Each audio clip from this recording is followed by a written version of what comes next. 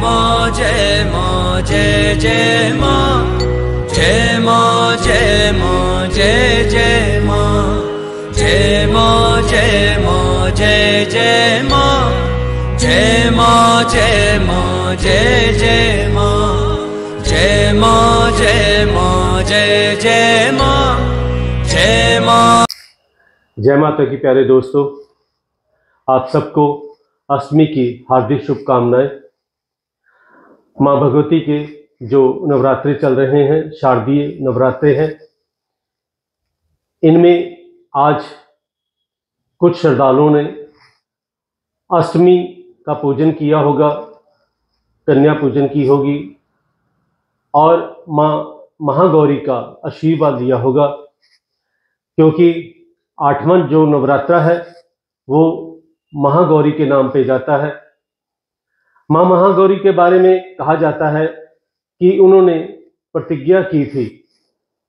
कि वो भगवान भोले भंडारी को अपने वर के रूप में प्राप्त करके रहेंगी। इस कारण उन्होंने कई हजार सालों तक लगातार भगवान भोले भंडारी की तपस्या की, आराधना की, जिस कारण उनका पूरा जो शरीर था वो काला पड़ गया और उनकी कठिन तपस्या के बाद भगवान भोले भंडारी स्वयं प्रकट होकर उनसे उन्होंने परीक्षा ली और जब वो उनकी परीक्षा में सफल हुई तो भगवान भोले भंडारी ने गंगा जी के जल से उनको मलमल के उनका स्नान कराया, जिस कारण उनका पूरा शरीर गौर वर्ण का हो गया, जिस कारण बाद में माँ महागौरी के नाम पर वो महारानी माँ भगवती कहलाई। कहते हैं कि महागौरी जो सिद्धि देवी है, ये वृषभ पर सवार रहती है। इनके पूरा शरीर जो गौर वर्ण का है, सफेद वर्ण का है और इनके जो वस्त्र हैं वो भी सफेद वर्ण के हैं। इनके एक हाथ अभय मुद्रा में है तो दूसरा हाथ वर मुद्रा में है, तीसरे हाथ में इनके डमरू है और चौथे हाथ में इनके त्रिशूल है। ऐसा माँ भगवती का स्वरूप है। माँ भगवती की जो भी पूजा करता है उनकी सभी मनोकामनाएं माँ भगवती पूर्ण करती हैं और उनको जीवन में हर खुशियां प्राप्त होती हैं। माँ भगवती का ये जो रूप है, इस रूप के द्वारा ही महागौरी का जो नाम है वो जगत प्रसिद्ध है। लेकिन साथ साथ में ये भी आपको बता दूं कि इनकी जो साधना थी, इनकी जो तपस्या थी, इनकी साधना और तपस्या को देखकर सभी देवी देवता दंग रह गए थे, क्योंकि इतनी बड़ी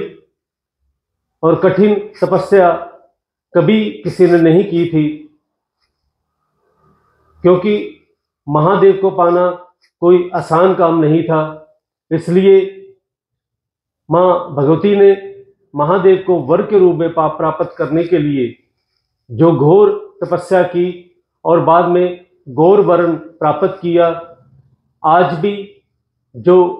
सुहागनें होती हैं उनको माँ गौरी का रूप जान करके उनको पूजा किया जाता है और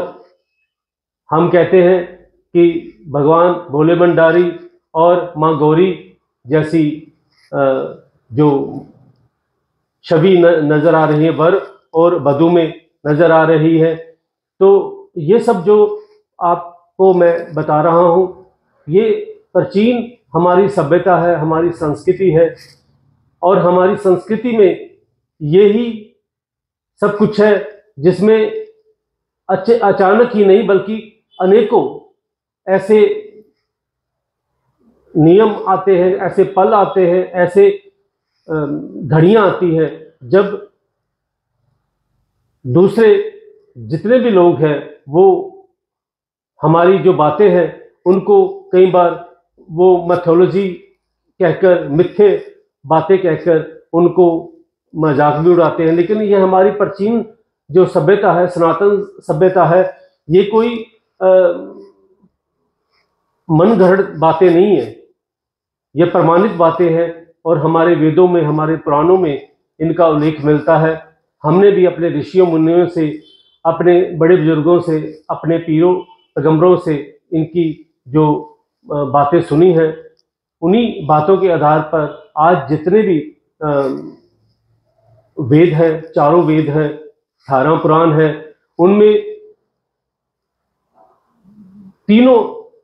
महाशक्तियों का उल्लेख मिलता है। जैसे महाकाली, महालक्ष्मी, महासरस्वती, ये जो शक्तियां हैं ये उस पराशक्ति के ही रूप है जिसको हम योग महामाया कहते हैं। और उसी योग महामाया ने अनेकों रूप धरकर हमें अपनी जो प्रसंग हम सुनाते हैं या सुनते हैं वो प्रसंग हमें दिए, ताकि हमारा जो जीवन है उसमें उस प्रसंग को लेकर हमें प्रेरणा मिले, हमें नए से नए आयाम मिले और हमें अपने जीवन यापन करने में उसका उस प्रसंग से हमें सहायता मिले। और इसी कारण हमारे जो सनातन हमारी संस्कृति है, इसमें भाई बहन का प्यार, माता पिता का प्यार, पिता के द्वारा एक बार कहने पर ही भगवान राम ने 14 वर्ष के लिए वनवास ले लिया था। ये जो चीजें थी, ये जो कहानियां हैं, ये मिथ्या कहानियां नहीं है, ये बल्कि प्रमाणित है। और आज पूरी साइंस भी इनको मानती है और बड़े बड़े जो साइंटिस्ट हैं आज भी इन पर शोध कर रहे हैं। और उसी शोध के आधार पर जो हमारे ऋषि मुनियों ने हजारों लाखों साल पहले, करोड़ों साल पहले बता दिया था, वही कुछ हमें प्रमाणित हो रहा है। इसलिए मैं आप सबसे कहूँगा, अपनी संस्कृति को बचा कर रखिए, क्योंकि ये संस्कृति जो है, ये सनातन संस्कृति को कई लोग कई तरह से इसको आहत करना चाहते हैं, तो उनका जो प्रभाव है वो हम पर नहीं पड़ना चाहिए। वैसे भी जिस धर्म में हम पैदा होते हैं उसी धर्म में अगर हम अपने जीवन का यात्रा पूरा करके जाएं तो बहुत ही वो अच्छी होती है, चाहे वो कोई भी धर्म हो। इसलिए अपने धर्म को छोड़ना मेरे ख्याल में कोई ज़्यादा फलदायी नहीं होता। इसलिए हमारे सनातन धर्म में तो खुले द्वार है, कोई भी किसी भी चीज़ को मान सकता है, कोई देवी देवता को मान सकता है, कोई गुरु पीर को मान सकता है, लेकिन बाकी के जो धर्म है वहाँ पर ये ऐसा संभव नहीं है। इसलिए माँ भगवती आपको सुख समृद्धि दे, सद्ज्ञान दे, आपकी जो सोच है उसको ऊंचा रखे, सभी को अपने भाइयों की तरह समझो, पूरे विश्व को अपने परिवार की तरह समझो, ऐसा संदेश देते हुए जय माता दी, जय माता दी, जय माता दी।